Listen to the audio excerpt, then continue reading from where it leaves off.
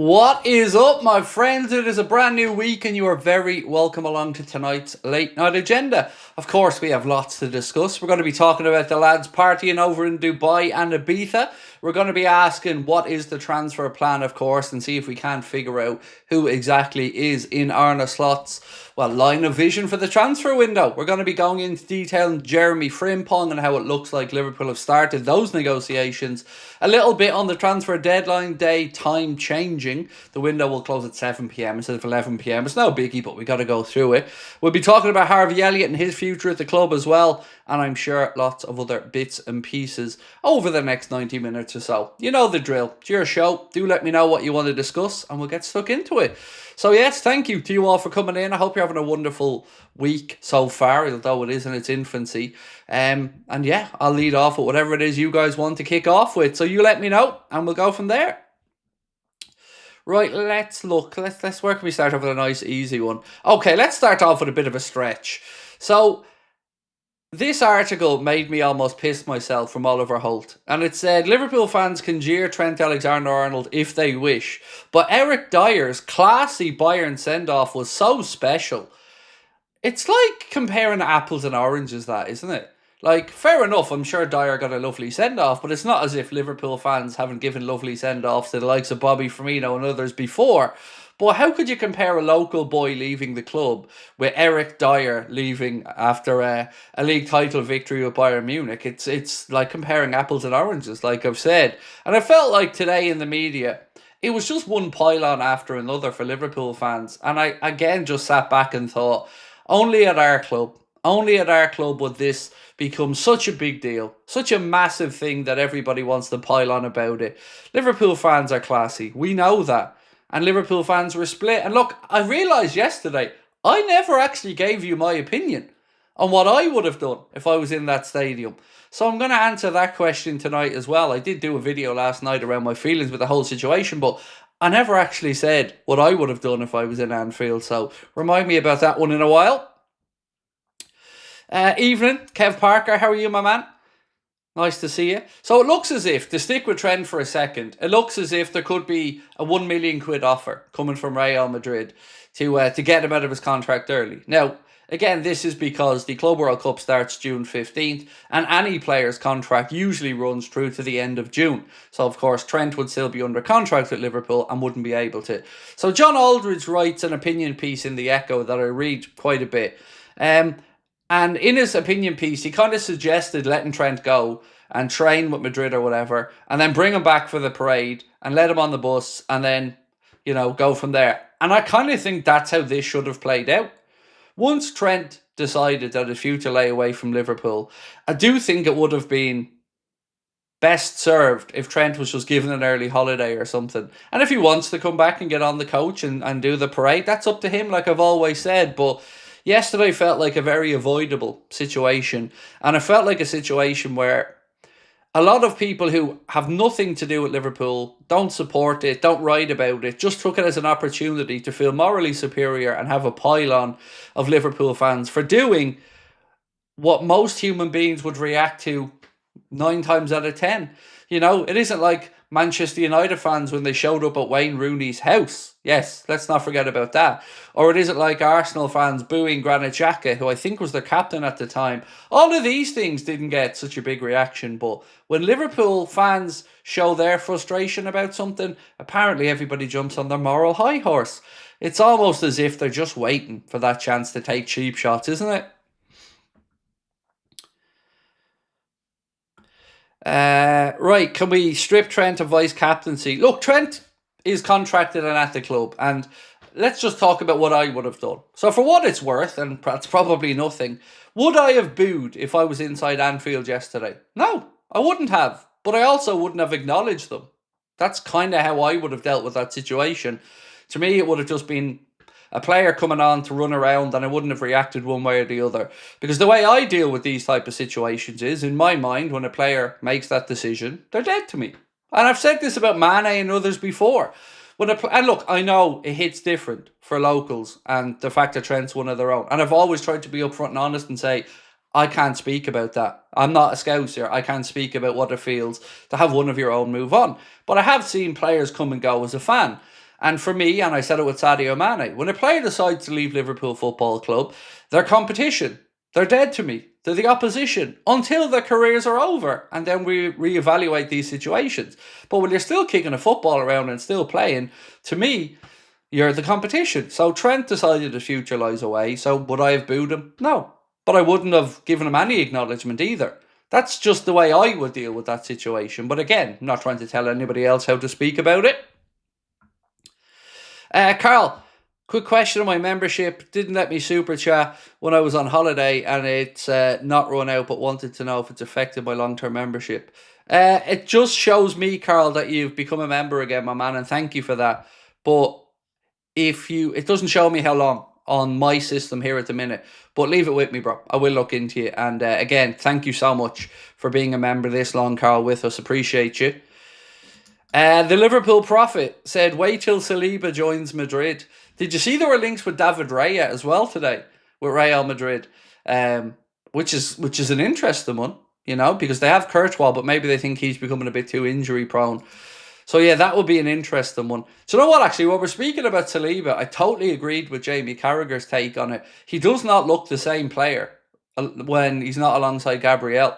He looked way more vulnerable and shaky to me when I've seen him without Gabriel beside him. So it really does speak to how important it is to have a good partnership at centre-back, because I thought Carragher was spot on with that take.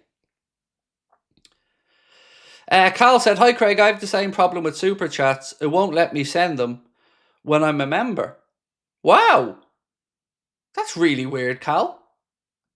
I don't honestly know how to respond, because I don't know the issue that you're having. But please there's never any expectation from us whatsoever for anyone to send a super chat or anything. So please don't ever feel like you've got to replace or you've got to apologise for that like that, my man. I can't speak from a technical perspective as to why it's happening, but Cal, I appreciate your membership, my man. I appreciate you're here with us. Right. I was in the cop. I didn't boo, but I have no problem with those that did. Said Jingles. I hate everything about Madrid.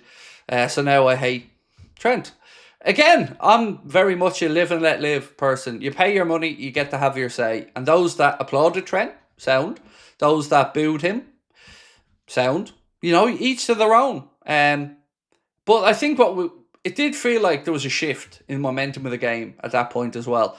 And I just wish maybe the manager hadn't put everybody in that position by playing them. But maybe I'm just being too selfish thinking about it that way as well.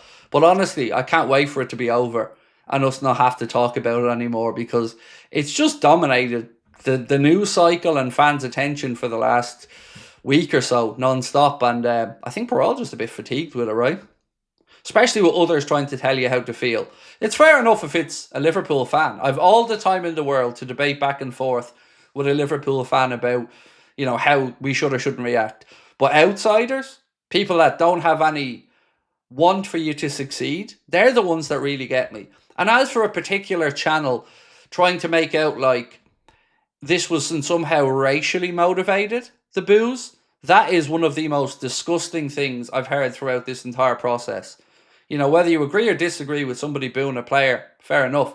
But to try to make out like Trent was getting booed because certain elements of it were racially motivated is yet again just another pathetic act from a channel that has a history for it and should really think more before they start opening their mouth, because that is one big leap to make and one big accusation to make once again about a fan base who I think have more than shown that racism is not a factor in there. So maybe just keep those silly, stupid opinions to yourself. And I fully expect an apology as well to the Liverpool fan base for that. Quick enough to jump on and make videos calling the Liverpool fans a disgrace for booing when your own fans were booing Granit Xhaka. Forget that though. Don't remember the outrage then.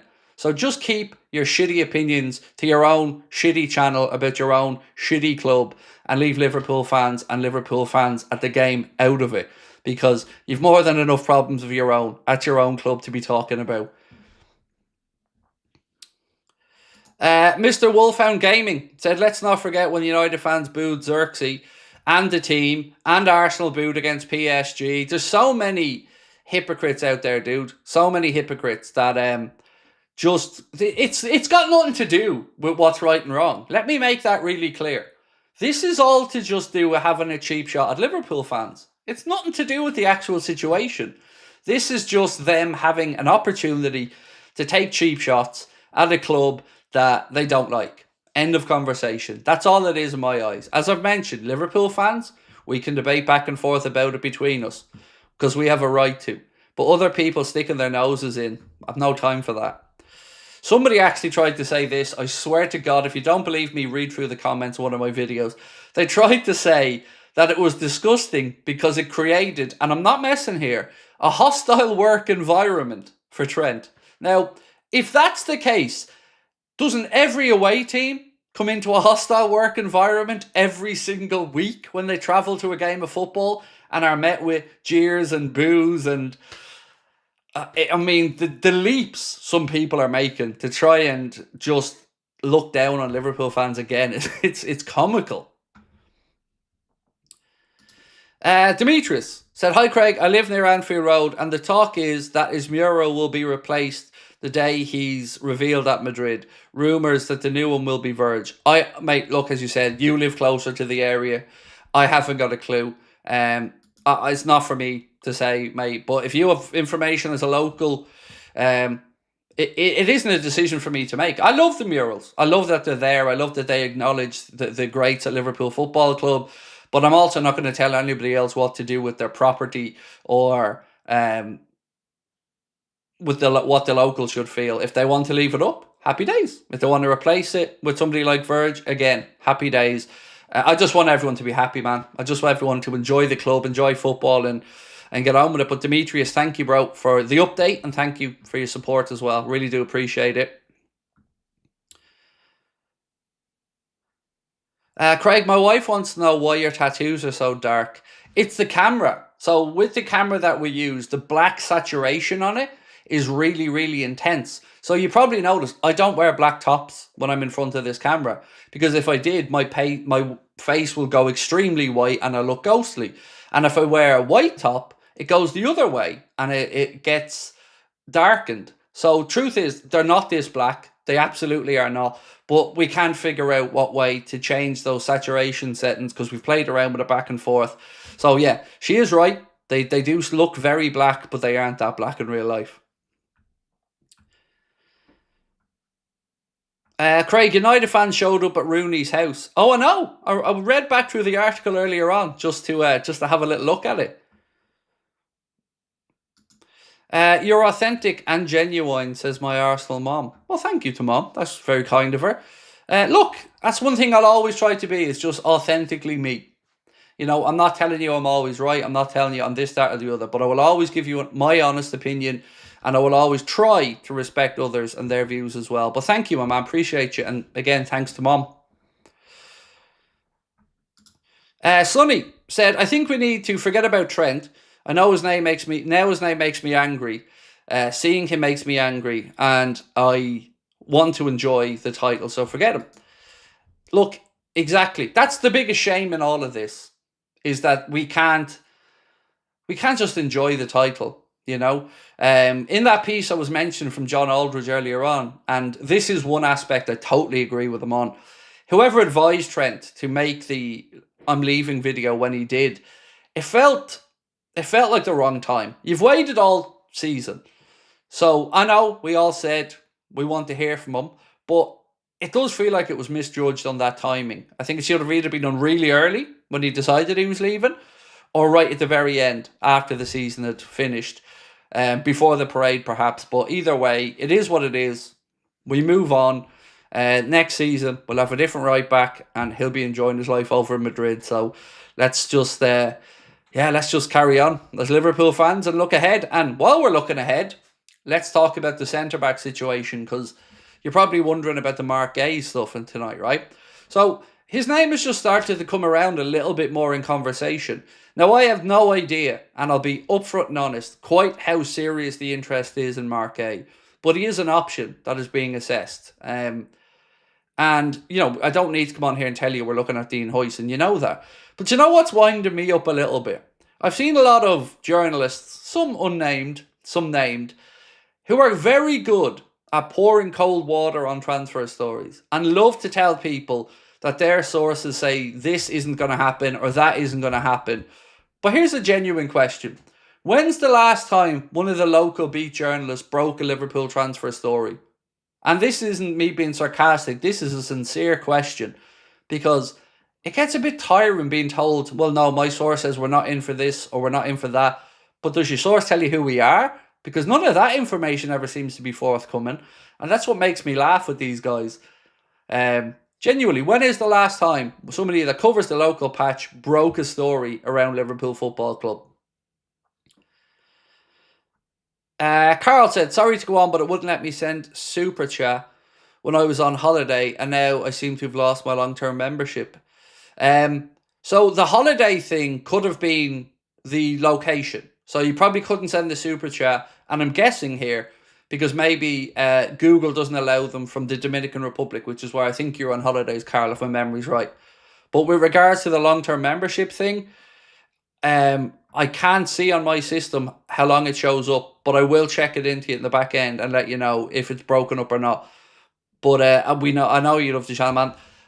I'll never forget when you put that money behind the bar for us when we had our very first trip over to Liverpool, Carl, that you couldn't even come to because you were busy working. But you put money behind the bar for all the people that showed up to have a drink, man. Your friendship means a lot to me, as you know, and of course the support you've given us on the channel means a lot as well. So leave it with me and I will look into it for you. Ryan said, any excuse for them to slag off Liverpool, eh? Yep, that's it. They hate us because they ain't us. It's as simple as that for me. Dylan said, hi Craig, wondering about your thoughts on Bajcetic. I'm really excited to have him back. It'll be interesting to see what Arne looks to do with him. For instance, I hope he's given a chance at the club and that he isn't sold. I don't know if Arne has actually commented publicly on the future of Stefan Bajcetic. I don't have any recollection of it, but yeah, I'm intrigued because the loan to Salzburg and then to Las Palmas was never really about this, like a question about his ability. It was always to do with just making sure that he could continue to play throughout a whole season and not have the recurrence of the injuries. And I think from that front, it's been a successful endeavour. So I'm certainly hoping he gets an opportunity. I like Stefan Bajcetic. I think he's a very accomplished young footballer. And again, shown his good attitude out on loan at both of those clubs, just knuckling down and getting on with it. So I hope he gets a chance because I think he could be a decent addition. Now, we've got some debate about where his best position is. And I don't know if Arne wants to look at him as a number 6, a number 8, or maybe a little bit more forward-looking. Initially, I would think of him as a 6, but of course, we've been linked with the kid from Athletic Bilbao, the 21-year-old defensive midfielder as well. So, truth is, anybody that tells you they know Liverpool's business for the summer, I think they're lying to you. And you know me, I'm always upfront and honest about these things. We all get inklings and bits of info here or there, but the club don't let stuff out. And there's a reason for that, because it's leaked too much in the past. So when a journalist says to you, my sources say this or that, a lot of the time they are given information, but sometimes that information is intentionally false, just to say, like, not because they're trying to screw over the journalist or they're trying to screw over you or me, misdirection. They don't want focus being here if they're over here working on something else, you know. They don't want you to put out information and everybody to keep an eye on this. Sometimes misdirection is why it's put out there. And I don't think anybody really knows who Liverpool want. You know, there's a lot of agreement around certain players like Kirkes. Everybody knows we're interested. There's a lot of agreement around Huijsen. Everyone knows we're interested. But I don't know if anybody knows quite how far along these are, or how serious these negotiations have become, if they've even started to take place. So my job is to research stories, to bring them to you guys every night. And in my research day after day, I find a few trends and patterns of what I see. One journalist going with something and then a similar group will follow, and then one journalist in this direction. And for me, I've seen more leaks coming from the other side of transfers over the last few years than I have the Liverpool side of them. So maybe, for instance, let's talk about Frimpong. And let's talk about a story today from Florian Plettenberg, coming from the German side of it. And this piece here said, understand Liverpool are seriously pursuing Frimpong. Advanced talks have already taken place. Following detailed analysis and due to his availability, he is currently one of the top options to replace Trent Alexander-Arnold. Frimpong is planning to move this summer. The 24-year-old right wing-back can leave Leverkusen in the summer thanks to a release clause set at 35 to 40 million euro. Now, that information you don't really see from the English-based journalists. So my point is, I just don't think they have the info. And I don't mean that in a derogatory way, because I certainly don't have it. But I think it is very much a case of Liverpool keeping their cards very, very close to their chest on transfers. Like, even with regards to outgoing players, right?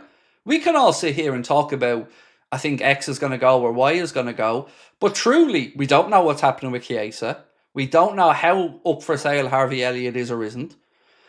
We don't know if they are going to accept bids for Kwanzaa or they're not. We don't know what the plan is with Gomez. Hell, we don't even know what the plan is with Kelleher yet. So this is what I mean. I'll be honest with you and tell you if I think something's vague or if I have a little bit of information. But if we're all being brutally honest about it, everybody pretty much has fucking nothing. And people will try to lead others on sometimes and bluff them, but mostly people don't have any clue. And I like that. I like that we're all kept guessing. Craig, want to share my unpopular opinion. Sorry in advance. That's all right, my man. That's all right. But I feel VVD and Allison are making Ibu look better than he is. 200k, no chance. Now, I might be speaking out of turn here, but I don't know how unpopular an opinion that actually really is. Because I would be a liar if I told you that I didn't think that at times. Look, I'm not going to sit here and try to say Ibrahim Konate is not a good defender. He is. But I do think that he gets carried sometimes by Virgil. And I do think that he makes mistakes. I do think that his decision-making is questionable at times. And like I said a few weeks ago, I don't see him as a 200 grand defender. The only change to that fact would be that Virgil's just signed a new deal on pretty high money and Konate will want to be recognised and paid probably more than we would want to pay him because of that. So, I mean, I'll be interested to see what the chat thinks. Let's put that to a poll because I genuinely think it's interesting to discuss how far along Konate is because I don't think he's the finished product. I don't think he's anywhere near the levels of Virgil. Sometimes I look at Konate and I feel like he's an absolute Rolls Royce and looks cool, calm and collected. Other times I look at him and he looks a little bit dazed, a little bit lackadaisical. So let's ask, is he worth 200k a week and see what the viewers say.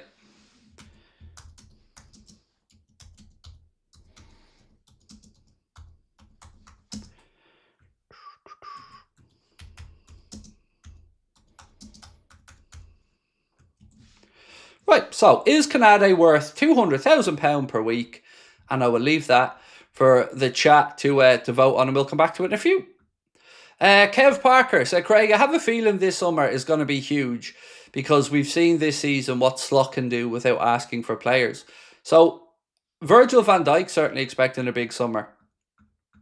Have you seen his quotes? I'm sure you probably have, Kev, but I was very intrigued by them. He said, it has to be a big summer. And I trust the club and the people who make the decisions to do the right thing. I feel with additions, we can make that step up. Now, what I love about what Virgil said there is we can make that step up. We've just won the league, right? And we've got to a cup final. And we won the league at a canter. And yet the levels are so high. And the demands that these guys place on themselves are so high that Virgil still wants the club to take that next step up and forward. And I love that. And I love that he says that. Because, yeah, we can improve. And, yeah, we can become scary good if we get these transfers right. And I mean domination good. So I'm as hopeful as you are, Kev. I'm as hopeful as Virgil is. But unfortunately, I would be a liar if I sat here and said to you, I have an unshakable faith in FSG. I don't. You know that. I think they're cheap. But I'm open to being proved wrong. And I'm hoping to be proved wrong. And that's what I want for this summer. Because the potential's there. for us to really, really kick on and really, really become successful and have an era, a proper era. So yeah, bring it on. Corbin, how are you, my friend? Said we need to go all out for Rodrigo while available. That's something I can't get information on. I promise you, man. I've tried the English side of this, I've tried the Spanish side of this, and I just can't crack this nut. So I know Matt Thielen broke a story to say that his camp approached Liverpool, and look, Matt is well placed to get information, but I have no idea. I'd love to think that the Rodrigo links are true because he'd be a very good player to bring in and certainly would put pressure on Mo and would give us options if the likes of Chiesa was to move on. But again, I'm going to say once bitten, twice shy. You know, the idea of seeing Liverpool give Madrid €100 million, I don't know how likely that is. So I guess we're just going to have to wait and see on this one.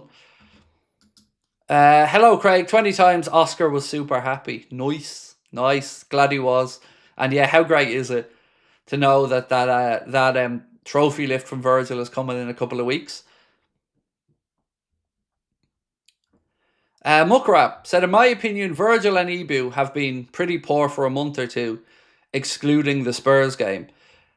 Look, mate, I made my views about our defence yesterday pretty clear. I thought they were shocking against Arsenal, the centre-backs. I thought the full-backs were all right, but I thought the two centre-backs were shocking.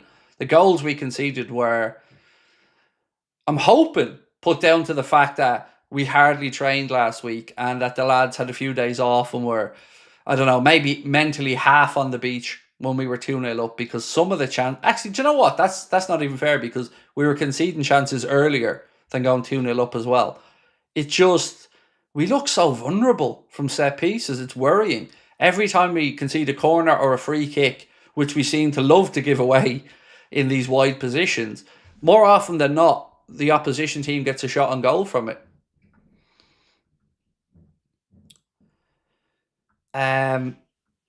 Jingles said, I'd love Wharton from Palace. The boy can play. He's a very, very good player.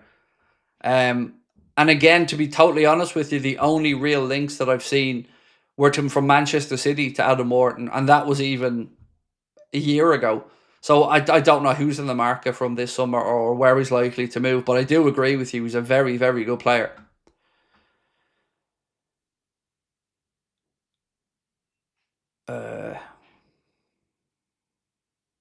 Okay, Carl, if you get a chance when you get to do a membership post, mate, let me know. Because the membership posts that people send in, let me know exactly how long they've been a member on it. So if you get an anniversary or membership post opportunity, post it, and then I'll be able to see exactly how long you have been a member. Connor might be checking on the back end system, but my dumb ass hasn't got the technical knowledge to do that.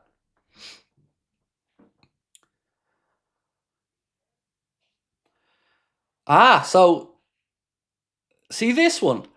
Our fans of some band, they love the cardboard cutout of Martin Odegaard saying "Smile, champions." I believe that was somebody in our chat. I don't want to say the person's name, but if they want to come forward themselves, I believe that was one of our very own community. That's a season ticket holder that was in there with that one. But yeah, Liverpool fans have an amazing sense of humour. Scousers in general have an amazing sense of humour, and it's one of the things that I think connects me as an Irishman to Scousers. Is I think we have a very similar sense of humour. I have a very dark, dry sense of humour. Craig, would you take Gyökeres? No, I wouldn't. Look, I can understand the people who said they would. Totally get it. He's scored bag load of goals over in Portugal, but I can understand the reservations as well. So when I've spoken to journalists about this in the past, when I still had a channel of communication to some of them, the fear was that he hasn't been tested at a high enough league.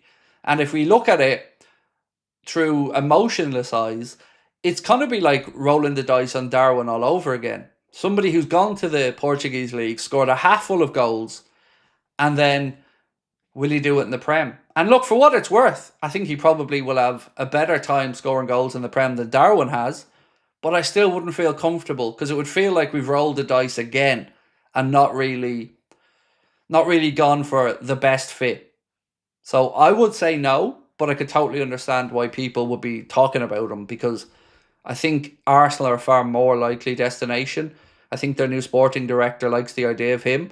At least that's what Berto or Bertra, is that his name? I think there's more likelihood of him going to the Emirates. Mark said flying back early from holiday to see the trophy lift. Look at that for dedication, my man. We love it. Love it. Oh, I have a bit of news for you. Sorry.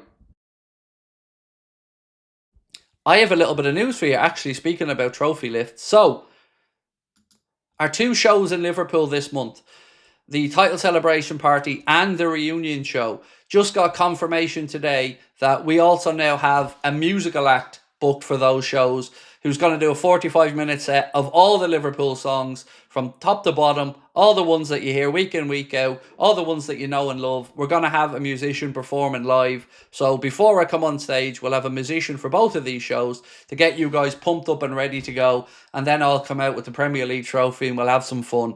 Got an update on the tickets, which, happy to say, they've now released more tickets for us. So happy days in that regards. I was saying to you guys I wasn't sure. Well, now we know, because we've passed the threshold for the original one. So there are still tickets there, but really excited to get that musician booked in now.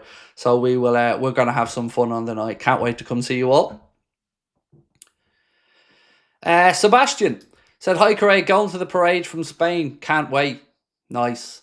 I'll be honest with you, lads. Stuff like them parades are like my worst nightmare. Just as a human being, I mean. I'm not built to be around that many people or in that much of a condensed space. I'm nearly getting a panic attack just thinking about it.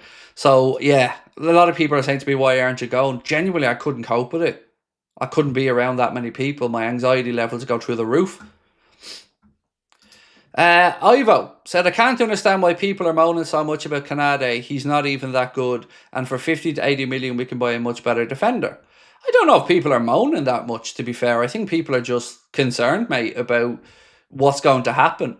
You know, we're at a situation where we're going into next season and we don't know if one half of the central defensive partnership is going to be sold because we can't agree a new deal with them. So it certainly feels like this is another headache that we have to contend with as Liverpool fans before we even get into the strengthening the squad. Now we still have a conversation about keeping the core of the squad together.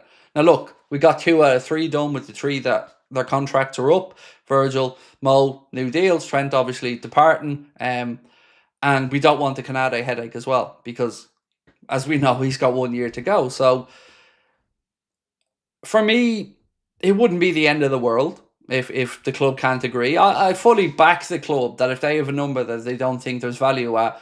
On this one, I kind of would stand with the club and think, okay, there are centre-back options out there now. And yes, it would be great to keep Ibu, and that would be what I want to do. But I'm not going to lose sleep over it. If he goes, he goes. If he goes, it'll be because he doesn't think Liverpool are giving him a deal that is fair value to him. And the club will have their number that they don't want to go past. And again, as long as we get the signings in that we need, if it's a case of Canade goes out and we bring in Huyson, happy days. If it's a case that Canade stays and we sell Kwanzaa and we bring in a Huyson, or then maybe we bring in a Mark A, so be it as well. I just don't want any more uncertainty, because this season has been a weird one where we've had that uncertainty and that nagging doubt at the back of our minds all the way through the year. Dave Sharple said Lucho wants to stay. He absolutely does. And on that, Dave, let me get cracking. So yeah, Lucho's been speaking about his future and he absolutely wants to stay at Liverpool. He said, for me, I would stay however many years it takes. It also depends on the club, everything. There are details that are sorted out separately. Very calm. I'm happy and enjoying the Premier League. And he went on to say, from the first day I arrived, I've always been happy, calm, enjoying the football played with this great team. We will be talking about a renewal. We'll talk about it. That's it. So he wants to stay. And I've said this to you guys many, many times on the show. I've never understood why we seemingly were so willing to move him on. You know, we have great cover on the left side. We're well stocked there with Diaz and Gakpo. And if anything, I think it should be Jota and Darwin that are the ones that get sold. And then if Chiesa gets moved on, we bring in another wide player. But I'm delighted to hear that from Lucho. And I do really hope that Liverpool and him can hammer out a new deal. Because in the back end of the season, I think he's been one of our better players. The Liverpool prophet said it means a lot that Lucho wants to stay. Love seeing players who are proud to play for us. Yeah, and he's a very easy guy to like. He leaves it all out there on the pitch. And as I said to you guys last night, I can't imagine the mental strain that what happened with his mum and dad was putting on him, and he still went out on the football pitch and played for Liverpool Football Club. And that must have taken an incredible amount of courage and an incredible amount of mental strength.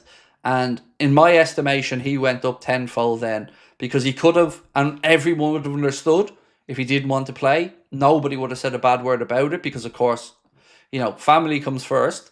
But he didn't. He manned up, got out there on the pitch, compartmentalized the situation, and I was so proud of him. And this season, I think he's been brilliant. So yeah, I agree with you. Great to hear him speaking so glowingly about the club. Stevie Boy said, still can't understand the Chiesa situation, getting paid to sit on the bench, who actually agreed to sign him. I don't know if we're ever going to get that information, mate. I don't know.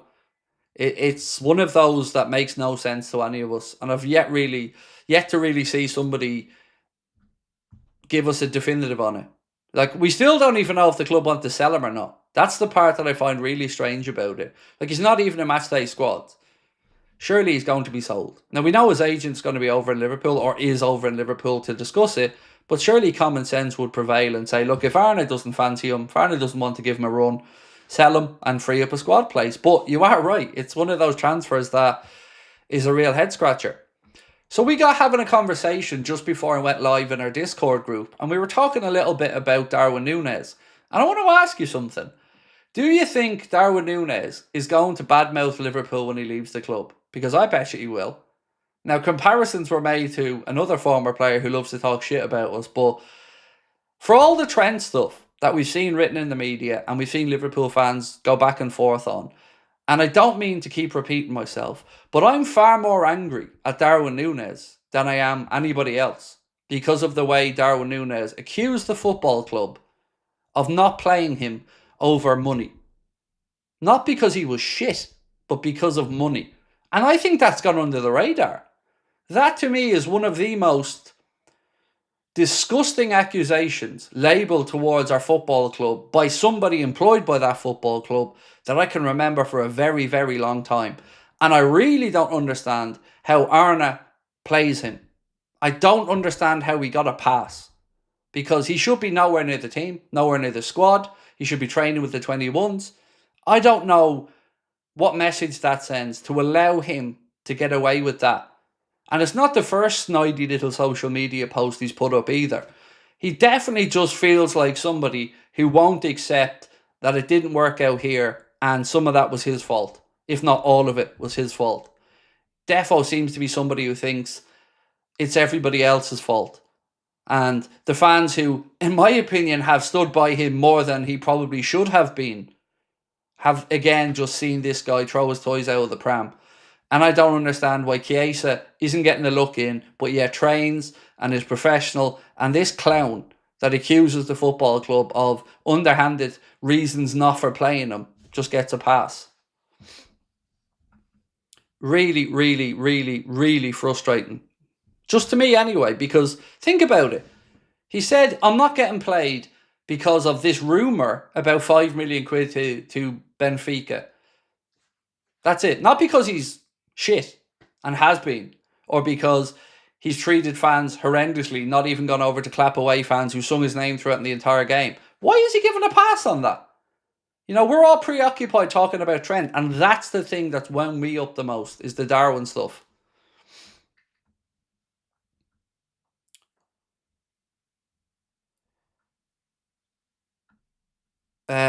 Somebody sent me an email. Yeah, I can't check into my phone now. I don't think I'm signed in on this one either, so bear with me. Yeah, you're going to have to wait till after the stream, my man, for me to catch on an email. I'll catch up with it after the stream, if that's all right. Right, let's check in on our poll. And if you haven't voted, please do. Right, let's go. So, we asked, is Ibrahim Konate worth £200,000 per week? It is really close. Really so close that I'm going to leave it run a little bit longer. So if you haven't voted, folks, please do. Question is Ibrahim Kanate worth the rumoured £200,000 a week that he's asking for? And we'll check back in it because, as I mentioned, really, really close this one.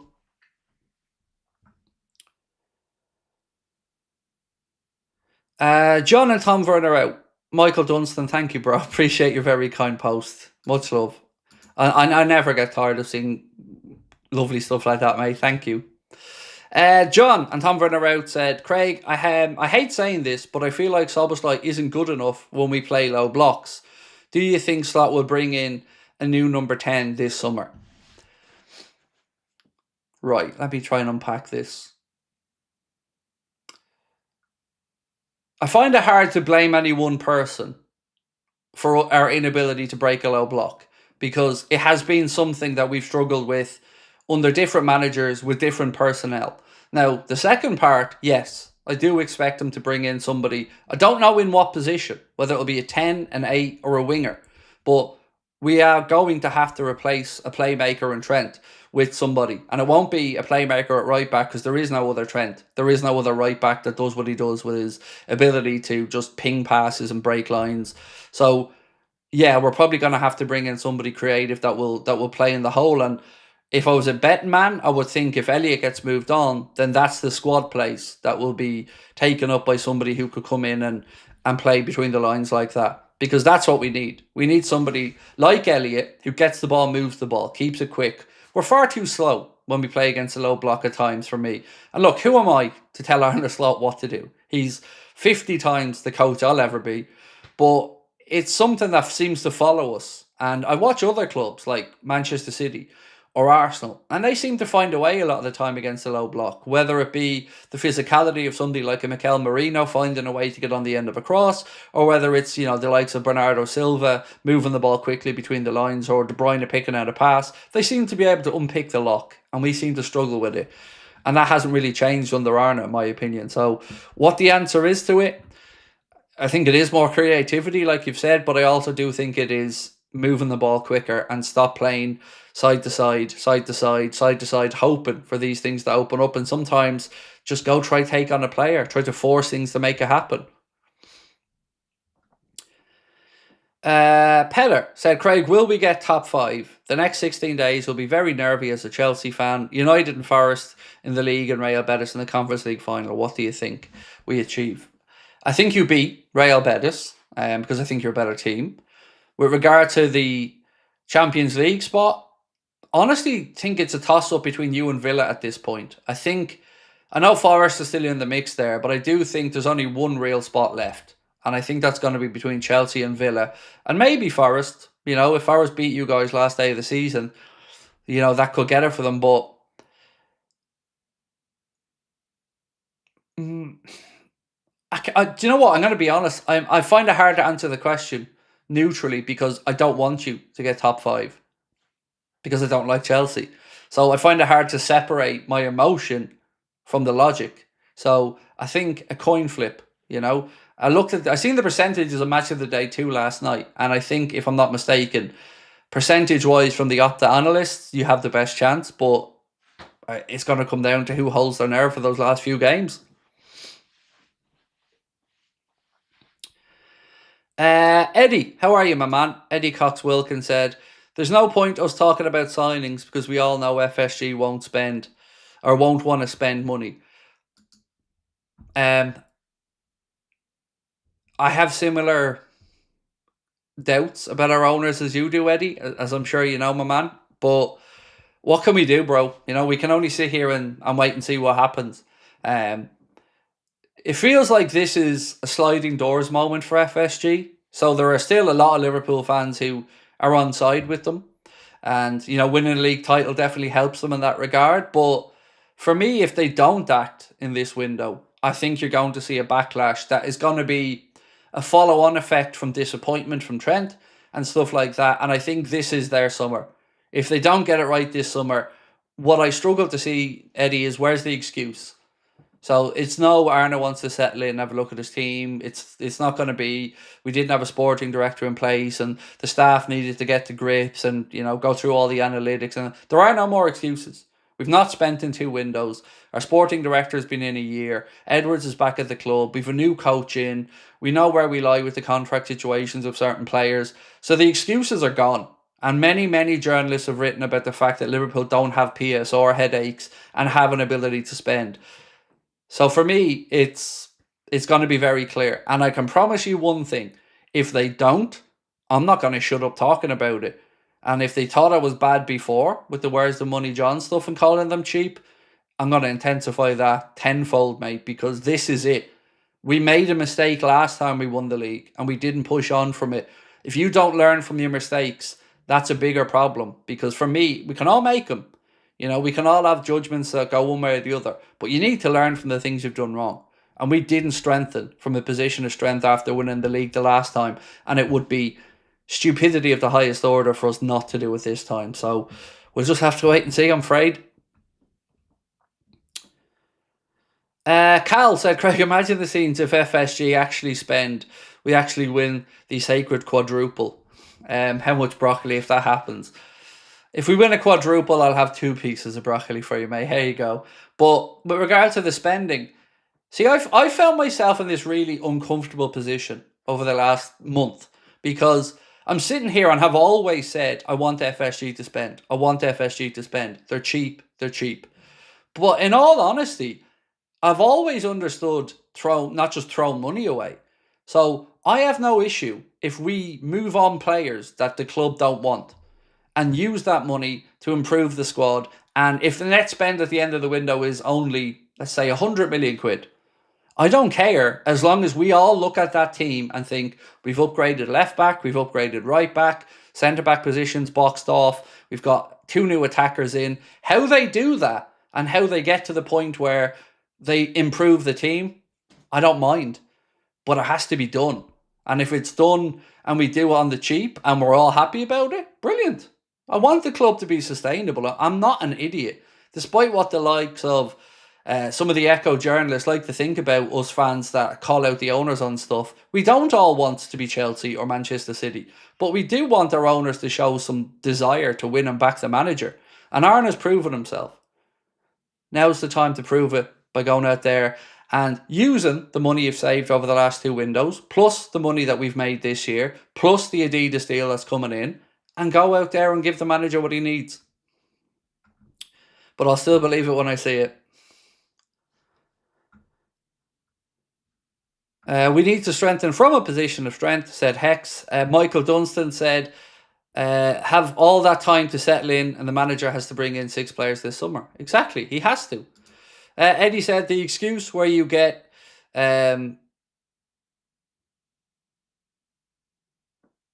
because they had the excuse you'll get will be because they had to give Mo and Virgil new contracts, no money left. So I've seen that mentioned by, I want to say James Pearce, but excuse me if I'm wrong.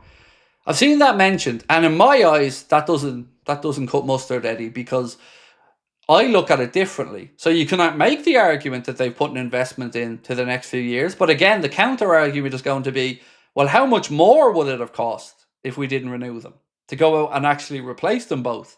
I'm guessing that would have cost a pretty penny more to go out there to try and replace Virgil and Mo. And on top of that, they've gone through another whole season where they didn't have pay rises. So they've saved money over the course of this season again, right up to the last minute. So that excuse isn't going to wash with me anyway, mate, because as we mentioned, when we had Mo Chatra on the channel a while back, and Mo's estimations, what it would probably cost 200 or 300 million quid to replace what Mo and Virgil give to the team. So it's not going to wash with me, mate, that excuse of these players have been committed to the club, so, you know, you're going to get less signings. No, that just means you don't have to sign a centre-back and a right winger because they've stayed, and you've also saved money because of that. So I'm not going to let that be the excuse, my man. Do you think the Bosman rule needs to change? No, I don't. I think the Bosman rule is the right thing in football. I think it is the right thing from a human perspective. I think football clubs are going to have to adapt and change with the times. And we have seen a situation now where players are taking greater care of running down their contracts and leaving and putting the position of power back with themselves. And the clubs need to adjust to that. Ultimately, people are always selfish in life. That's human nature.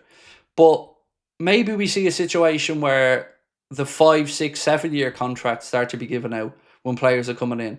So I think football will adapt, but I don't think players being able to be still controlled by a club when a contract's up is right. I think when your contract's up, your contract's up. And I agree with the Bosman ruling. As much as it's hurt clubs and it's hurt our club in this scenario, I do think if somebody signs a contract to do a job and they fulfill that job, then that's where their obligation ends. So it's up to the clubs to be more creative and making sure that they don't allow a situation like Trent's to develop. Because make no mistake about it, we took our eye off the ball there and allowed that situation to be manipulated to the way it's been. What's your take on the Nottingham Forest owner confronting Nuno on the pitch? So his explanation, Mark, was that apparently he was talking about why Awioni was left on the pitch to play when they then had used their last block of substitutions and couldn't replace him. So if you remember at the time, Tewu collided into the post and then he was getting treatment. And I think it was Elliott was about to come off for Jota. And then they waited for a second. And then they got a thumbs up from Awioni or the medical staff. And then they made that change. And Awioni went back on the pitch, but just really couldn't run or do it. It was a situation that was misjudged. And at least from the owner's statement, that's why he was on the pitch. But, was it really that, or was it to do with the fact that they might have just choked in the Champions League? I guess could be a bit of both, to be honest with you. But he has form for stuff like that as well.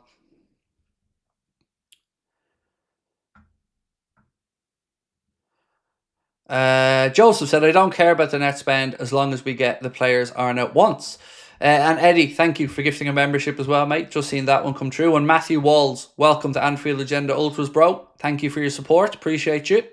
Oh, my full-size Champions League trophy arrived today. This next sentence is not going to make sense initially, but bear with me. I haven't put the arms on it yet, so I can't show it to you. But it is a big, beautiful, glorious thing. So we now have a full-size Premier League trophy and a full-size Champions League trophy at Anfield Agenda HQ that we will no doubt get to wheel out at shows in the future and celebrate, because I'm backing us to win another European Cup, and that's when we party with old big ears. I will show you the trophy whenever I put the handles onto it. I just need to get the correct wing nuts to screw them in, but it's a glorious thing. I feel like such a child going to bed every night and seeing that Premier League trophy and kissing it, getting into bed every night. It makes me more happy than the new car we have. That's how childish I am. That trophy means just so much. Genuinely want to walk around Tesco with the Premier League trophy. That's how petty I am. Did you see Slot in Ibiza? I did, yeah. Apparently the staff are in Ibiza and the players are in Dubai, or vice versa, one or the other. And I did, yeah. Fair play. I mean, the manager there with a whole group of lovely looking young women bouncing in front of him with champion signs and orange pyros going off or flares going off. I made it look like a lovely evening for Arna. Right, so let's check back in on our poll and see where we're at. And I want to talk about Frimpong for a while, if that's okay. So let me just check in here. Oh, lads, it's 50-50. It's honestly 50-50. We've had 1,670 votes and the poll is still 50-50. So let's end it there. It will show 49-50 because they always nick 1%.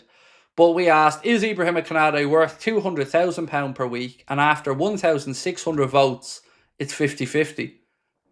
So if we can't decide as fans, it's going to be interesting to see what the club's going to decide. That is, that's a very interesting read on that situation. Because deep down, I don't think he is worth it. But I would probably rather him get it than us lose it, if that makes sense. I think we'd be overpaying, but I do think we're at the point of having to overpay because we've let it go this long if we want to keep him. So it's going to be interesting to see what happens. I think he's about 150 grand a week defender in my eyes. But, do you pay the extra because you've let it get this long? Not for me to decide, but we'll see. 50-50 though, that's crazy. King 7th said, out of 10, how symbolic would it be if our owners let another key player leave on a free, Canade, Diaz, etc., when the contract runs out? Well, I'm just trying to think who that might be. So the one that I could see maybe happening is Andy Robertson, because he has 1 year to go on his deal. And I like that idea. Now, hear me out, because I know I've just spent time talking about the fact that we need to be clever about this. But with Andy Robertson, I find it intriguing. We're bringing in a new left back. Let's just say for a second it's Kirkes. So then we have a year where Andy Robertson needs to show that he's still able to be at this level. And he's still able to compete with the young gun who's coming in at left back. And I kind of think in that scenario, that's a good situation. If we lose Robbo, we'll have probably lost him because the manager feels he's lost the step, perhaps. And if he stays, he'll have won his contract. So with Robbo and his age profile and the fact that we're bringing a new left back, I actually like the idea that this season's going to be one where he has to play for his future, because I think he'll rise to that challenge. Because Andy Robertson, to me, seems like the type of lad who will step up and try his best to prove that point. And maybe that's what Mohamed Salah had done this year with the incredible numbers he was able to put up. So, yeah, that's the next one I would expect. But I think Robbo will rise to it because, as I said, he seems like a competitive guy who actually loves the club as well, of course. And we all love him. What an incredible servant Robbo has been. I just meant that will be the excuse FSG will use. But they won't get away with it, Eddie. They won't get away with it. Fans are after having their balls tickled over the last couple of months about transfers. And no matter who you read, whatever journalist it might be, whether it's the Echo lads, whether it's Lynch, whether it's Chris Bascom, whether it's David Ornstein, whether it's James Pearce, Paul Joyce, Henry Winter, it doesn't matter. Every single journalist has written about the fact that Liverpool are set for a big summer. So now we've got to see the big summer come to fruition. And our captain is kind of, as I mentioned earlier on, well, he's up the ante by saying he expects a big summer and he trusts the people at the club to get it right. Now, I don't like the way Arne Slot talks about it because that makes me nervous. Because he said that signing up Mo and Virgil is already a good summer. And I get where he's coming from, but there are certain times where I think Arne Slot has perhaps not read the room correctly. And this one, that ain't going to wash. We've been told too many times that X and Y are like new signings. New signings are what's going to be like new signings. Kev Parker said, with the Premier League champions, Craig, we shouldn't have to be in the situation with Ibu. There'll be so many centre-backs wanting to join us, especially where we're heading, so let him go. Now, look, I don't want this to be a situation where we start to vilify Ibrahim Kanade either, because Kanade has not said anything to suggest he doesn't want to stay. So, this is one of those situations where I genuinely don't know what Ibu's thinking, and I don't know what the club's thinking is. I would imagine all parties concerned would want to come to an agreement, but what we do know is there are clubs who would be more than happy to tempt Ibu with probably more money than Liverpool are going to offer him. So will that be a matter of somebody being motivated by money, or somebody being motivated partially by money, but also by a good environment to play football in, a team that's going to challenge and win trophies? I don't know the answer to these, but I don't think Ibu, he doesn't strike me as somebody who's going to shaft us, if that makes sense. I have faith that he will enter into these negotiations sincerely. But I can't say how they come out. That's, if somebody has a hard line number that they're not going below and somebody else has a red line that they're not going to compromise on, I don't know how that works out. But I hope he stays, because I want him to stay. The one I'm concerned about and have questions about is Kwanzaa. He's more likely that I'd sell him if I was looking to sell a centre-back.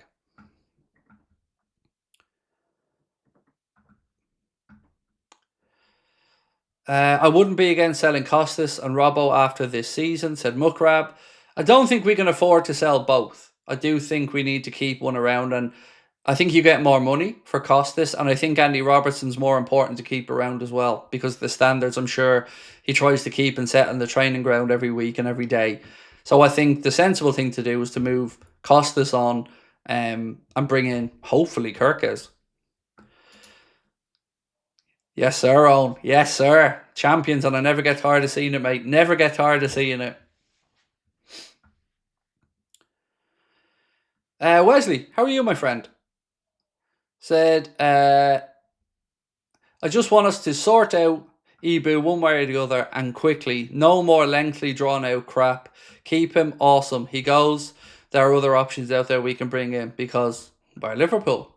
Wesley, I agree with you. I'm in the very same mental space as you, mate, over the whole situation there with Ibu.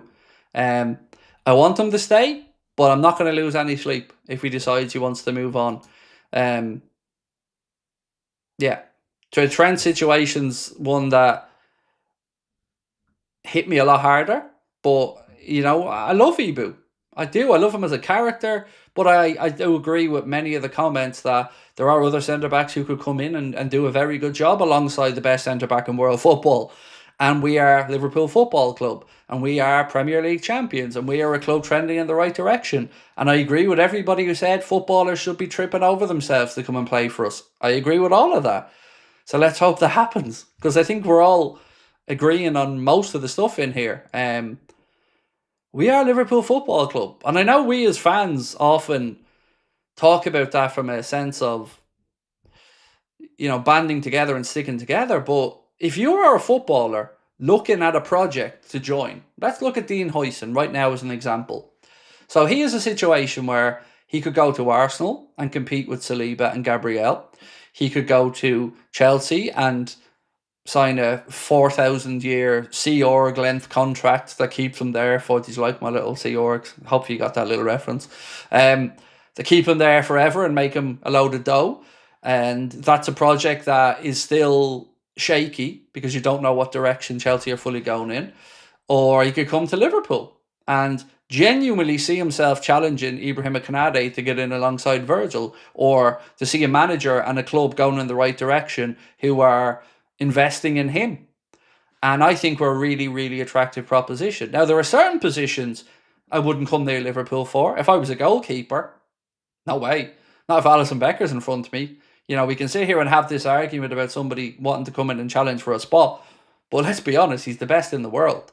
You're not going to come in and displace him. So I wouldn't be touching it with a barge pole. But if I was a young striker, or a striker who is going to be on the move this summer, or a midfield option, or a left back, man, Liverpool would genuinely be right at the top of so many footballers' wish lists. King Seven said, any news on Huyson?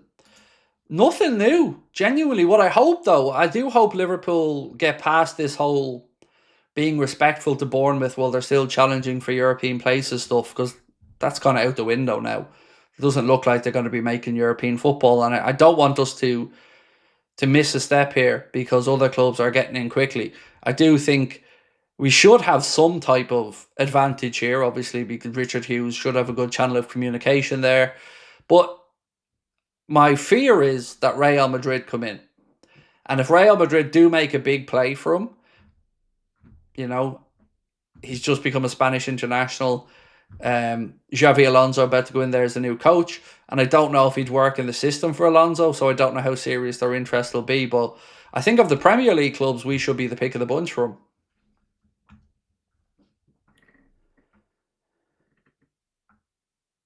How much is a can of Gooner's Tears? Oh, there's so much of it these days, mate. They're going cheap. They're not as valuable as they used to be, the old Gooner's Tears, because they've been fairly plentiful over the last few weeks. Imagine, I'm still angry about that certain channels presenter talking about the Trent stuff maybe being racially motivated. And I'll tell you why I'm angry about it, right? I hate racism, same as everybody else. But what I hate also is the false calls of racism, because it undermines the real racism. And to say that, or to even insinuate that some of the booing towards Trent was racially motivated, I really just find it disgusting. And I feel like it does a disservice to footballers who are actually dealing with racism, or people in any profession who have to deal with that week in and week out. And I'm sure there are points probably in Trent's life and in other people's lives where they have had to deal with racial stereotyping or whatever, or racial jeering, but that's not how Trent's viewed by any Liverpool fan. It's got nothing to do with anything other than the hurt of leaving his hometown club to go somewhere else. And for the conversation to even venture slightly into that from a fan channel, it's fucking disgusting. And I really don't understand how some people can keep getting away with stuff that none of us will get away with. It needs to be called out because it's pathetic.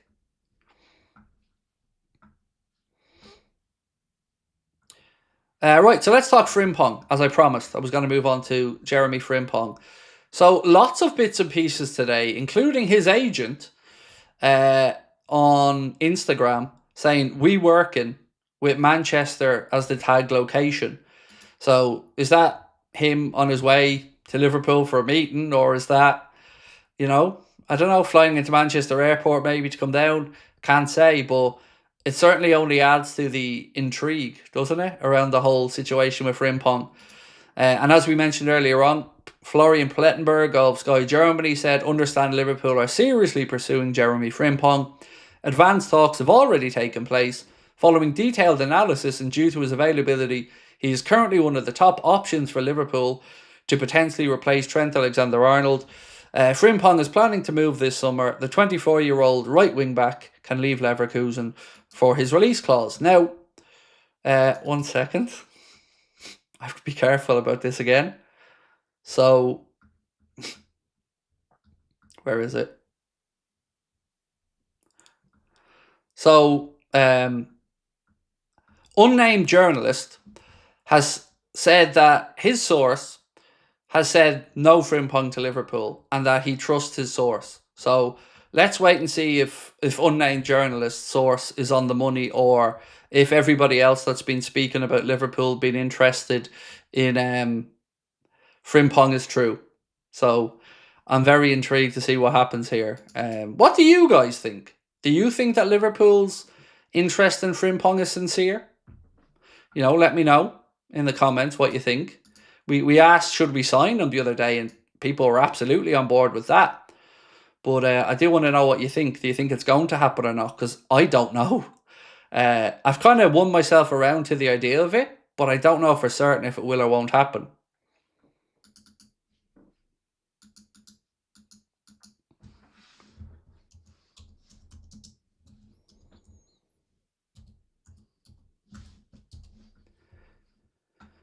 Mark, how are you, my man? Thank you again. Very kind of you, bro. Said, could Real Madrid pull the same stunt with Canade as Trent by whispering, or have already whispered in his ear about running down his contract? 100%, Mark. They've openly been bragging about it in Madrid's own and some other fan channels, that the plan is for them to do that with him and Saliba. You don't have to look very far to see that stunt being mentioned. But the one that worries me about him isn't Real Madrid. It's Paris Saint-Germain. That's the one that really concerns me about Ibu, because, that's his city. And, Frenchmen to go back and play in France, if they put that opportunity in front of him, put a sincere offer together, that's the one that would concern me more than Madrid. I feel like, in a weird way, Canade, maybe I'm wrong, but I feel like Canade would choose to stay at Liverpool over Madrid, because I really think he has an affection for Liverpool, but maybe not as much of an affection as his hometown city. Another one here from Fabrizio Romano about Jeremy Frimpong said, Liverpool are in contact for Frimpong. He is a strong name to replace Trent Alexander-Arnold. They believe the price is fair. They're taking several bits of information on his release clause, and Frimpong is interested and more talks are scheduled. So, lots of chatter, but again, not so much from the English side of it.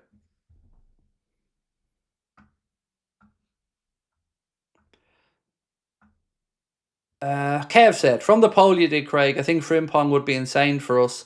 With his speed and skill, Slot would definitely turn him into a beast. Yes, definitely, because of the price of him.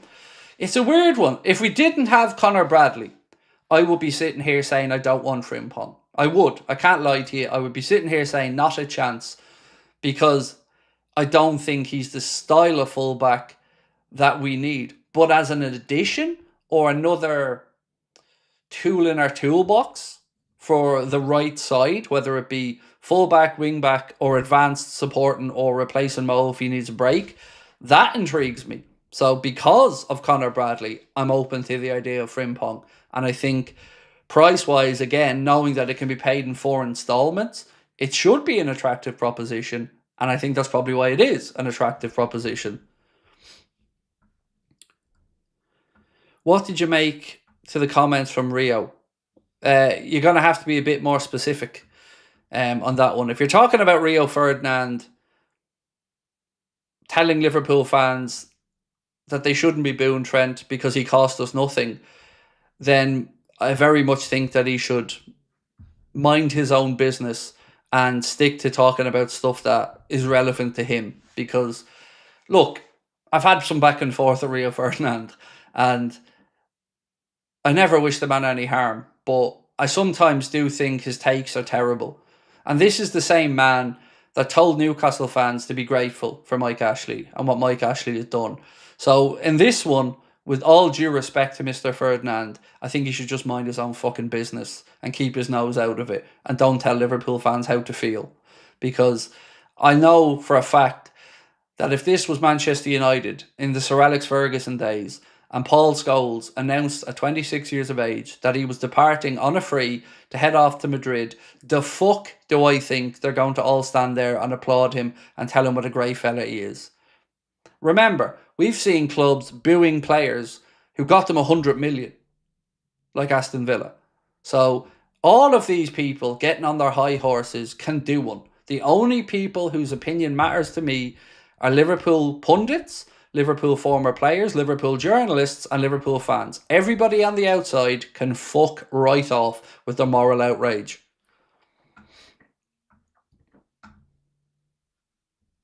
And that's genuinely how I feel about this. Because where are they when things are good for us? I don't remember them ever wanting us to do well. I don't remember them trying to be kind towards Liverpool or speaking up Liverpool. But when it comes time to stick the boot in, then all of these people come out from under their rocks and feel like they can take cheap shots. And that's where I draw the line. I'll take it from within our own fan base. We're absolutely entitled to have this conversation. But not from the outside. Not from people who've no desire for us to succeed.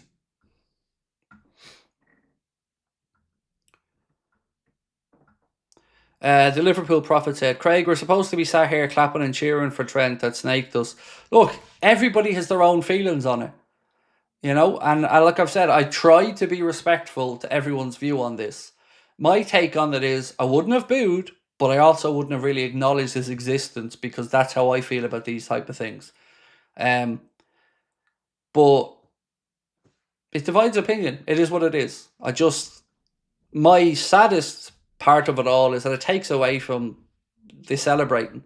It takes away from the good times we should be having, and it takes away from the achievements of the team. That's lost in focus, and it just feels like when do we get to celebrate something properly without a little asterisk beside it? Whether it's, couldn't celebrate the league title in COVID times because the players couldn't be with the fans and celebrate, and now we win a league title and there's another thing that's dominating the headlines and the narrative, and it's tiring and it's saddening, and it shouldn't be this way. That's the part that hurts the most to me. Rich said Frimpong would be great at Liverpool down that right side. He has everything. He's absolutely rapid down the wing. But does he have dreams and songs to sing, Rich? It'd be interesting, definitely. I think, correct me if I'm wrong on this one again, but somebody mentioned to me that there is a 30% sell-on clause or something for Celtic in that. So, yeah, look, I don't think he's going to be poached over to Madrid because, they've got another right-back coming in. So then if you're looking around, I think Manchester City's focus is on Livramento and Wesley. So they look like they may be going in that direction. And then you're thinking, well, United, we're a far more attractive proposition than United. So it would make sense that he would want to come to us, and that maybe Arne Slot as a Dutchman feels he can get more out of his national compatriot and again challenge Conor Bradley. And if that's the situation, then brilliant, bring it on.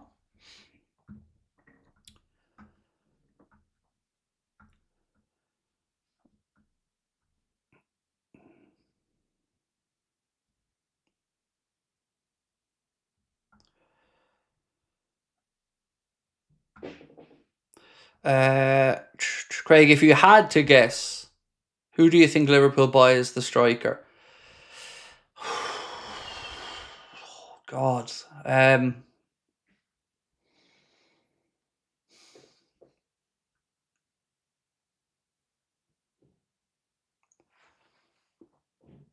torn between being optimistic and thinking they really are trying to work something for Julian Alvarez, because I know that Liverpool's admiration for him is sincere.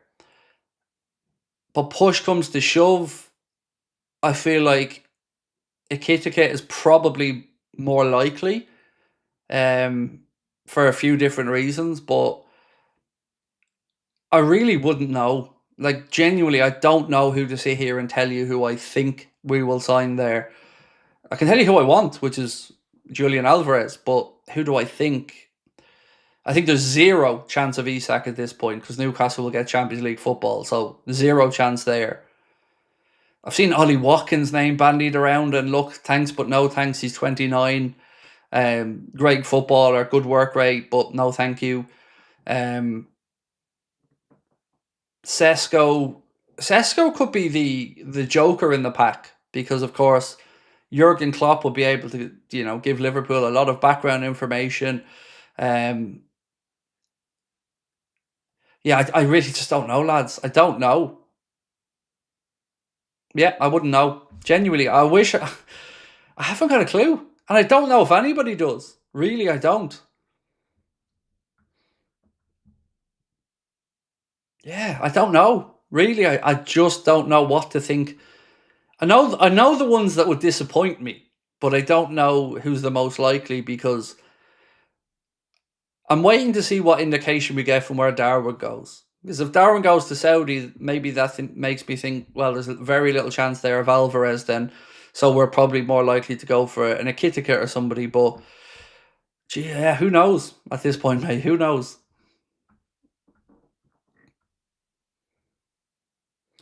Joseph said, came across Paul Gascoigne highlights earlier today. What a player. Oh, one of the most talented English players ever, Paul Gascoigne.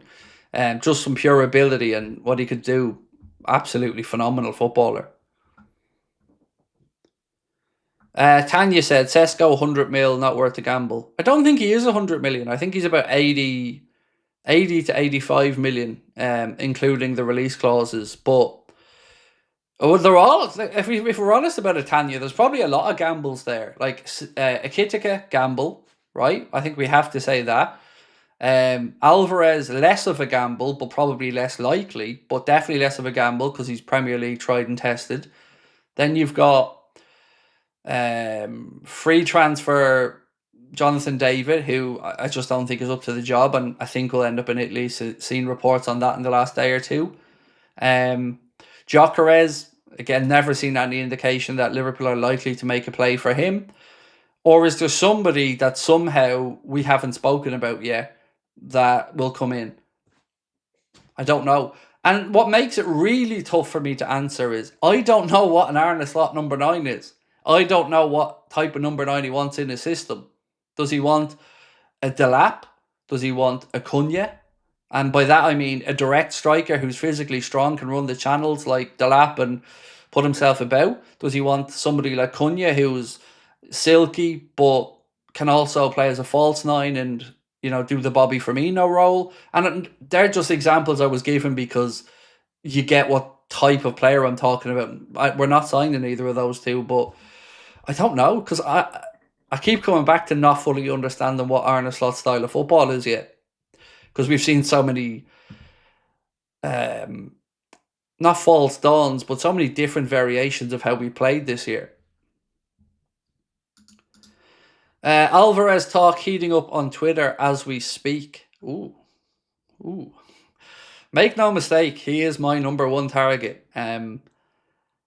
And if we sign Julian Alvarez, I'm probably going to be naked in the back garden running around celebrating. Sorry to the neighbours. But genuinely, that's like, do you remember how we, well, I can't say I remember how I felt when I thought we were getting Caicedo. That signing or potential signing made me feel like winning was our destiny. And there was no doubt if we got him that we were on the way to win stuff. And Alvarez would make me feel similarly. If you were to upgrade Darwin with him, and you were to have Mo, and you were to have Diaz and Gakpo on the left, and you brought in another good backup attacker like an Mbuemo or somebody like that, I mean, just bring it on, mate. Bring it on, because it would be fun times. And I wouldn't expect Alvarez to come in and score 35 goals. I would expect him to be a 15 to 20 goal a season striker, but it's what he does off the ball that I think would be so impressive, and would be able to press from the front like we like to do, would be able to make those runs that would allow others to drift inside, and would also just be able to be versatile across the front line and play in a load of different positions. And I wonder, with maybe Sorloth showing real great promise at the end of this campaign, man scored 4 in the first half the other day, if they were to get in Darwin, or they were happy with Sorloth, or, he's the one for me. He's the best fit and the most natural one.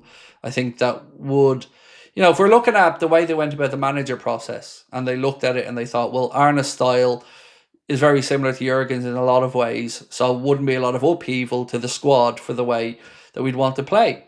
If they're looking along that route again, then Julian Alvarez is an absolute bona fide, nailed on success if he comes in.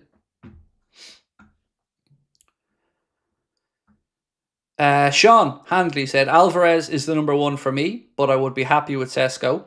Yeah, if I did out a tier list, keeping Isak off it because he's not realistic in my mind, I would probably go Alvarez, Sesko, Ikitika, because I don't know enough about Hugo Ikitika, and I haven't watched enough of him to form what I would consider a valid opinion. So I would watch a lot more of Sesko than I would of him. So for me, that would be my top 3. But my opinion doesn't matter one jot. It's what Arna wants. Craig, watch out for some sparrows. They love worms. They wouldn't have good enough eyesight, mate. They wouldn't be able to zoom in. Unless they're sparrows with the old bifocals on, with the magnetization, or the imaging turned right up. Yeah, they would. They'd be like, oh, look, a eunuch, a fat eunuch. Oh, Buddha. Buddha is running around the back garden. Well done, Buddha. Yeah, it's all right, mate. I know. Alvarez is a kind of Diogo Jota of old, without injuries, insane work rate. Yep, he would fit in. He would just fit in. And I hope he's the one. So, again, the transfer deadline is moving forward to 7 p.m. We covered this slightly earlier on, but Mike Keegan, I think of the Mail, is either the Mail or the Mirror. Mail, it is the Mail. He said they can reveal now that forthcoming double summer transfer window, clubs have been informed that the deadline will be 4 hours earlier than normal, so it will be a 7 p.m. cut off now instead of an 11 p.m.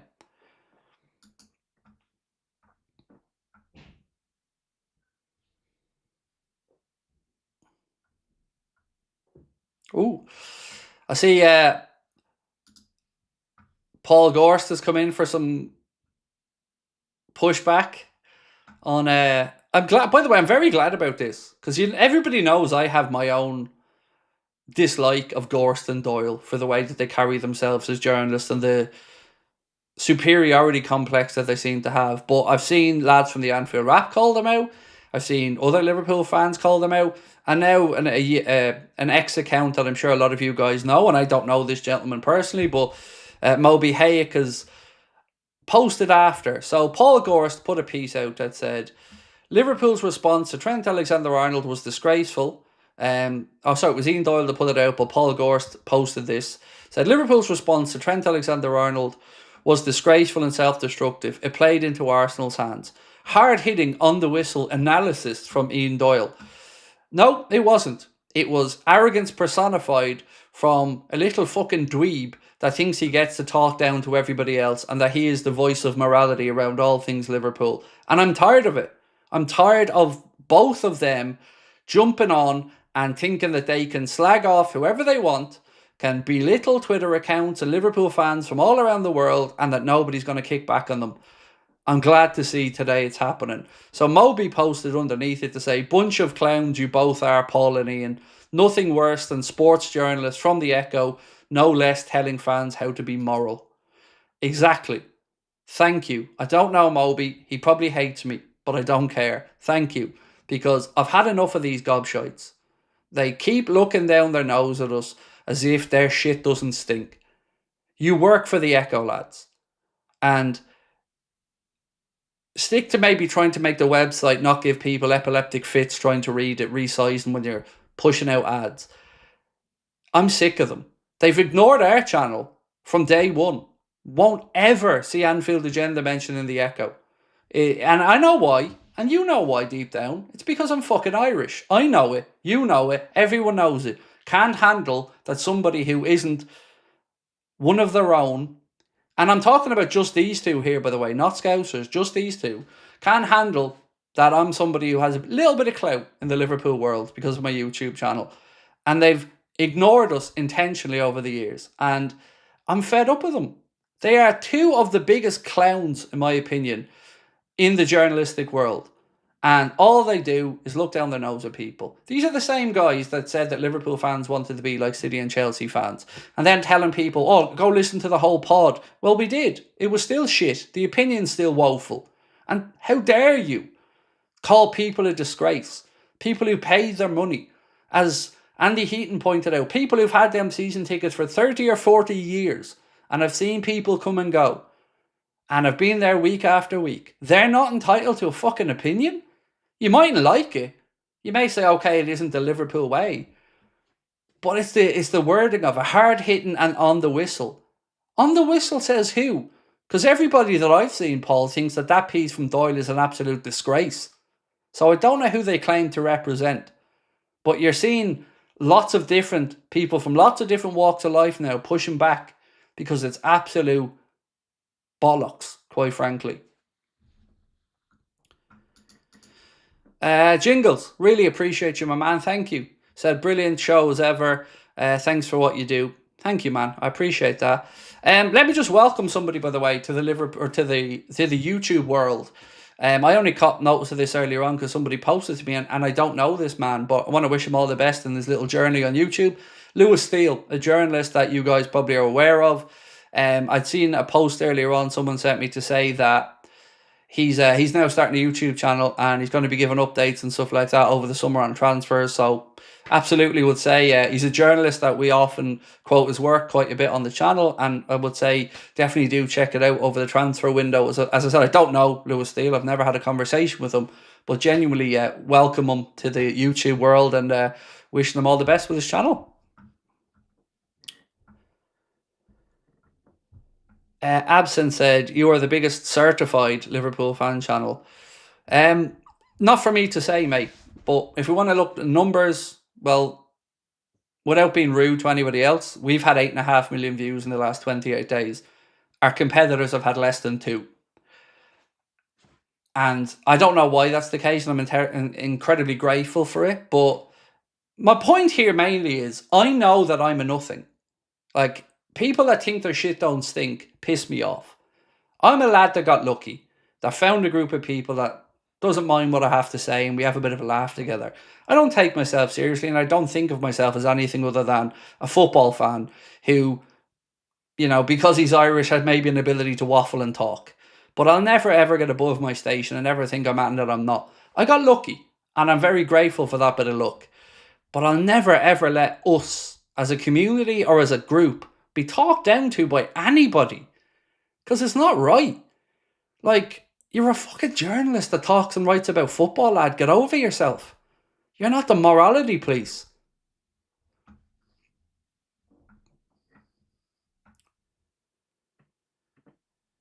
Do you see a world where we sign both Kirkes and Haddo? Kirkes could be a left back fighting with Robbo and Haddo. Maybe, but it would have to be a centre back leaving.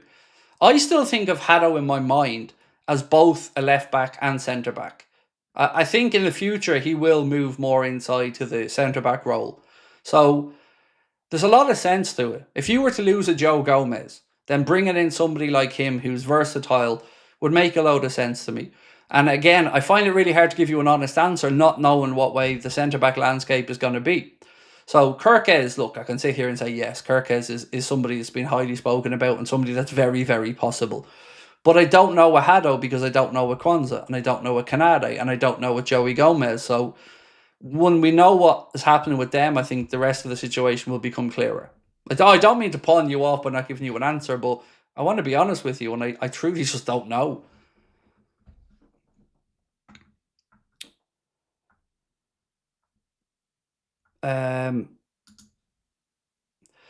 You're becoming the voice of the fans, Craig. That's why this channel is destined to become the biggest there is. I'm not the voice of anyone, my man. I just give people a chance to have a say. That's it. You know, I speak for me and you guys speak for yourselves and look together as a community. Yeah, we probably have a bit of clout these days, all of us together. But this is why I bring stories and polls to you every night, because I want to reflect how you guys want the channel to be put out there. I want to share the opinion that we all come to and agree to together. And I want to make you proud. You know, I'm already incredibly proud of where this community and channel has gotten to. But I want to continue to work hard for the trust that you guys put in me and repay that. So I'll keep doing that. If you keep tuning in and watching, you know, I'll be one happy man. So, yeah, thank you. But I've always been baffled by it, of influencers or YouTubers who all of a sudden think we're fucking celebrities. We're not. We're lads that got a bit lucky. Like, I probably got in just at the right time, you know, where there was a space for somebody with a differing view or an opinion. And, you know, I seen the audience that I wanted to talk to, and that was ones that felt a bit spoken down to like me, that maybe felt like their opinions didn't count or they weren't taken as seriously. And I hated that because I don't like people being judged or people thinking they're above us. So that's one thing I'll always promise you on here is I will try to speak up for us and stand our ground. Wesley, Craig, you're honest, humble, and aren't afraid to ask the tough things. I'm here because I appreciate the breath of fresh air and feels like a welcome as a family. Well, I tell you what, my man, the confidence and belief in myself that I've got from this community is more than I ever thought possible. Like, I'm a very insecure man who has lots of hurt in my life from the past, who turns the light off when I go to the bathroom because I can't look in the mirror. I hate seeing myself. I'm embarrassed with the weight I've put on. I don't really feel happy a lot of the time. And I struggle to connect in the real world with a lot of things and a lot of people. But I've found something here that just works, gives me the opportunity to pay the bills, gives me the ability to connect with people, and in a platform and on a setting that makes me feel relaxed. You know, I'm here and I'm chatting with people. But that's all we are. You just got a bit lucky, you know. I never think otherwise. It's just, I still can't believe I get to do this every day. You know, I'm immensely grateful for the opportunity. But I'm also immensely scared that I shit the bed. Honestly, the amount of times I speak to Connor or my wife and I'll say, I'm worried the wheels are going to come off, or maybe we have a week where it's a little bit quieter and I'm messaging Connor going, well, that's it, mate. We're done now. Channel's finished. People have forgotten about us. It's why I work so much as well and don't take time off. I'm very mindful that people need this and I need it. I need this outlet. I need the ability to talk about my emotions and my mental health and my background and my family. I need that release. And you don't judge me for it. And for that, I'm immensely grateful. And the conversations we've had about mental health, and, you know, I've had people who've then gone on and gotten counselling, and people that, you know, didn't have information maybe about early intervention with autism and stuff like that. And to be playing so small part in someone's life about stuff like that, that's really important stuff. That means so much to me.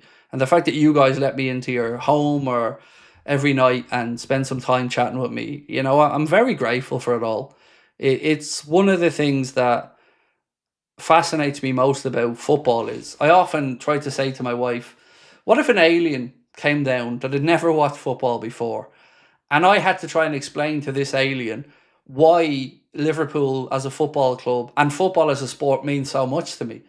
I don't know if I'd be able to put it into words, but there is just some connection, and that tribalism that I love so much is what makes this so unique. Like, football does stuff to me emotionally that nothing else does. Maybe music, actually, because music touches something deep in the soul, but this football club and what it brings to us is truly unique. And I know we sound arrogant as Liverpool fans saying this, but it is a bit different.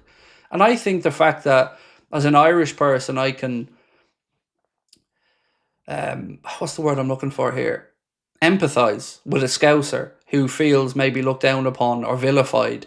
I remember that. I grew up in an Ireland where sometimes, you know, if you went against the Catholic Church in school or whatever, it went a certain direction. And I'm so proud of where my country's come to, and I'm so proud of where we are as a community. So again, sorry for boring you all, but thank you. Thank you so much, because you've restored my faith that there are good people, because the internet to me was not a place where I felt connected, because there's so much darkness and hurt and anger, and to know that there are people out there who still have a heart and care for each other, that really has restored my faith. My local team in Norway, which play at level 2, got knocked out Bodo Glimt from the cup today. Off topic, but huge with the fact that they just played Spurs.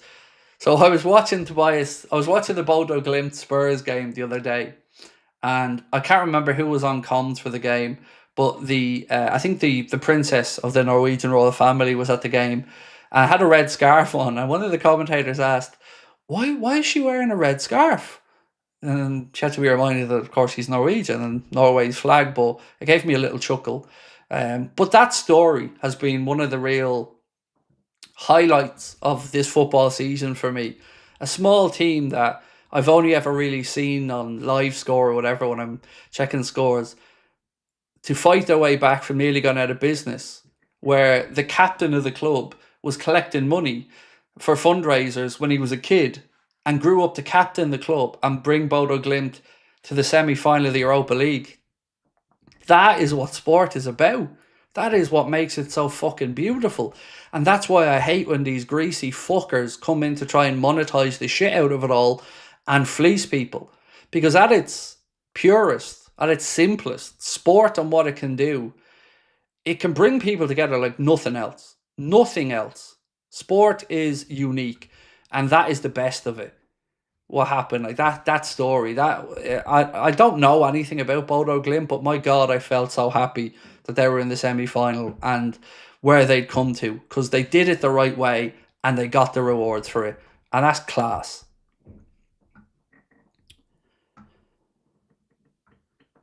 Andy said, football is the only thing that can put me in a bad mood for a week or make me happy for a week. Definitely.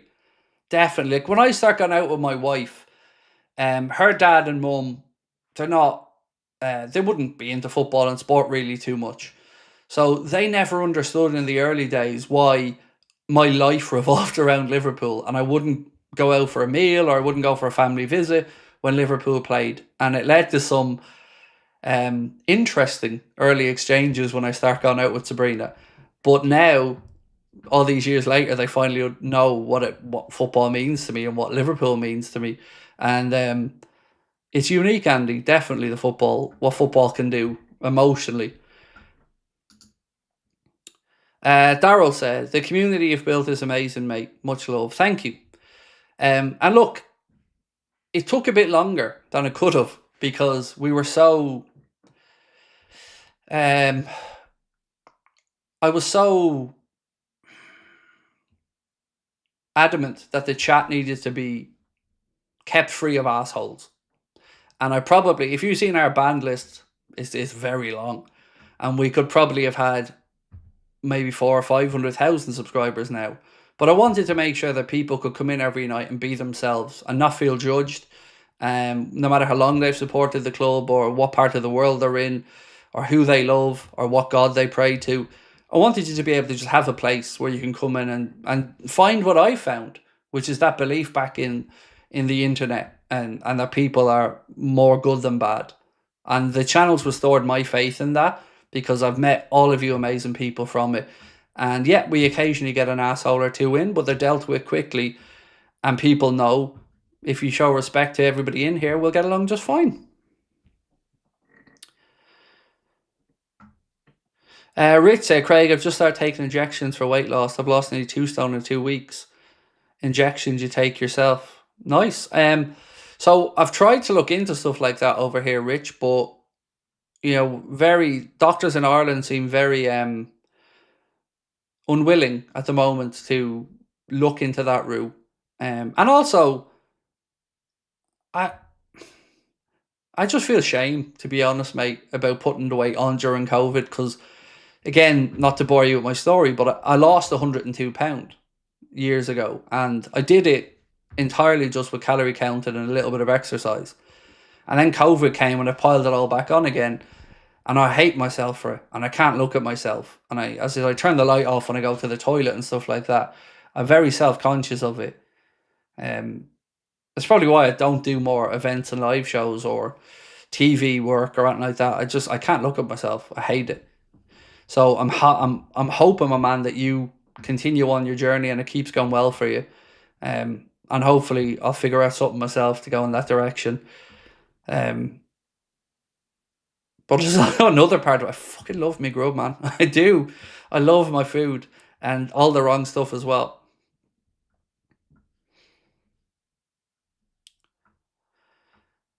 Any Rodrigo news? Not really, Frankie. Nothing new, mate, that I could add to the conversation. Anyway, what's this? Real Madrid are prepared to let... I swear to God, mate, this just dropped in my inbox now. Real Madrid are prepared to let Rodrigo leave the club this summer, but have no intention of losing Endrick. The young Brazilian striker is untouchable. So, yeah, apparently Rodrigo is available, man. But I don't know if we're going to be the ones to go after him. I hope we are, and we definitely have an interest in him going back a long, long time. We nearly signed him for about $2.5 million when he was still in Brazil, but he stayed a bit longer, then joined Real Madrid. But I'd be very happy if we do make a move. Craig, any more reports about Mikel Urazager, the guy from Athletic Club Bilbao, since that other night? I feel it'd be very interesting. There have been a few, Sean, yeah. There have been a few stories about him. And it makes sense to me, because if you're talking about an age profile that Liverpool would look at, well, 21 sounds bang on. When I've watched Athletic Club Bilbao, I've mainly watched Nico Williams, I won't lie. But he scored a worldie against United. And if the numbers are showing up correct for Liverpool and the data-led recruitment search, you would imagine he'd be a fairly achievable fella price-wise, Athletic Club Bilbao are known for paying fairly high wages to players because obviously they only recruit from a very select area geographically and don't really tend to pay transfer fees, so they can give players high wages. So I wouldn't know how much money he's on and whether that will be a barrier to it, but definitely been a few more bits and pieces linking us to him.